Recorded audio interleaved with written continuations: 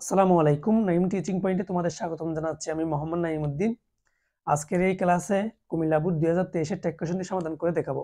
এর আগের ক্লাসগুলোতে আমি টেক কোয়েশনের রুলস নিয়ে আলোচনা করেছি, তাই তোমরা অবশ্যই ওই ক্লাসগুলো দেখে এরপরে এই ক্লাসটি দেখলে খুব সহজে তোমরা এই ক্লাসটি বুঝতে পারবো।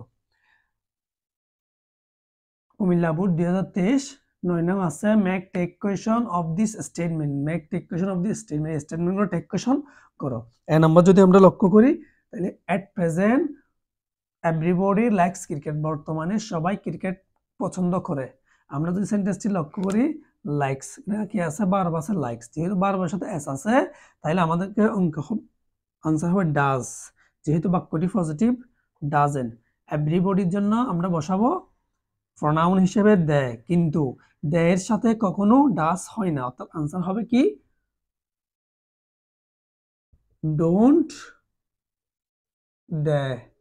হওয়ার কথা ছিল ডাজেন্ট দে, দে এর সাথে ডাজ বসে না, সেহেতু বসাতে হবে ডোন্ট দে।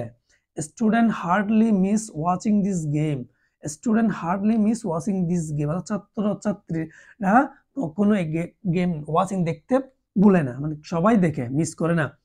তাহলে আমরা লক্ষ্য করি মিস, এটা হচ্ছে কি ভার্বের বেস ফর্ম, তাই এখানে হচ্ছে do.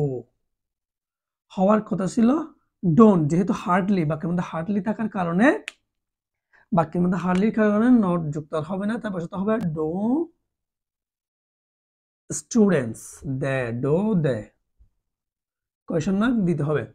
C number, nothing is more enjoyable to them than cricket. Nothing is more enjoyable, বাক্যের মধ্যে হচ্ছে ইজ, সেহেতু আমাদের বলছে ইজ, যেহেতু নাথিং আছে অর্থাৎ বাক্যটি হচ্ছে নেগেটিভ, তাই আমরা আর নট যুক্ত করব না।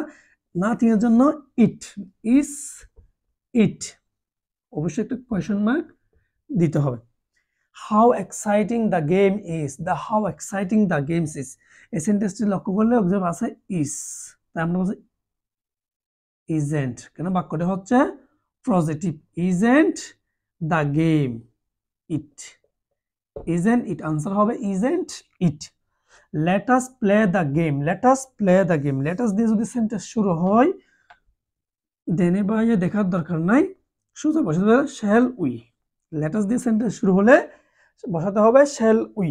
এটাই হচ্ছে 2023 সালে কুমিল্লা বোর্ডের টেক কোয়েশন। আশা করি তোমরা প্রত্যেকটি টেক কোয়েশন বুঝেছো। যদি বুঝতে কোনো সমস্যা হয় অবশ্যই আমাকে কমেন্ট বক্সে কমেন্ট করে বলবা, আমি পরবর্তী আরেকটি ক্লাসের মাধ্যমে ওইগুলো সমাধান করে দেওয়ার চেষ্টা করবো। ভিডিও যদি তোমাদের ভালো লাগে একটি লাইক দিবে, তোমাদের বন্ধু বান্ধবের কাছে অবশ্যই ক্লাসগুলো শেয়ার করবে। পরবর্তী ক্লাস দেখার আমন্ত্রণ জানিয়ে এই ক্লাসটি শেষ করলাম। তখন তোমরা ভালো থাকবে, সুস্থ থাকবে। আল্লাহ হাফেজ, আসসালামু আলাইকুম।